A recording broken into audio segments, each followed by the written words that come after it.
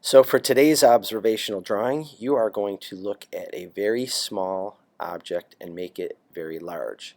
So you're going to use a key, and this has to be a metal key, an old-fashioned one. I don't want a key fob or a plastic one, because we're going to be looking at the reflections and shadings of it, as well as some of the details. Like sometimes a metal key might have rust on it and an interesting surface.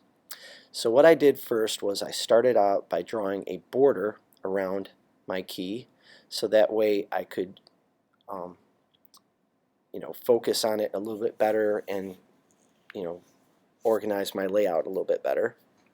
The next step is to draw the entire shape and try to get the proportions right. Now, one thing that you'll notice is that a key is symmetrical. It means it's pretty much identical on each side except for the sides that are cut out for the lock. So what I did was I drew a line through the middle of it and then started building my outline around that, because it's very important to try and get these proportions right. Width, height, depth, those are all proportions.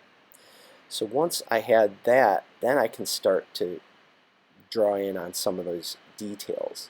But do not start drawing details until you're happy with that outline. I had to draw mine twice. I had to actually start over again because it was just really, really wrong.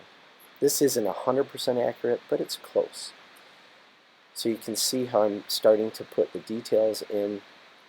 We don't want the outline to be too dark, but as you go, you're going to see, just keep going, like the guy in the video of the can. He said, persevere, persevere. So here I'll speed this up a little bit more.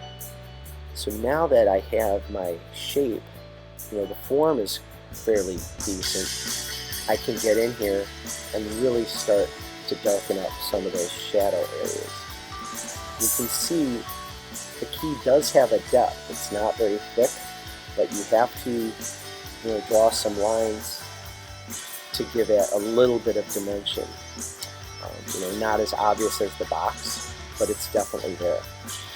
And as I'm shading, I'm paying close attention to the highlights and leaving those alone. We don't want this key to be just one dark blob. So you'll notice I'm still starting fairly light, but as I'm going, just slowly but surely adding in those really, really dark areas on the left side and on the bottom, because the light is coming from the right or upper right, and by keeping going dark slowly but surely, you're going to get a good looking drawing. And if you screw up from the beginning, just start a whole nother one. This took me about 15 minutes to get where I'm at, and I could probably draw on it for at least another 15 minutes. So there you go. So remember, draw big and have fun. Thanks for watching.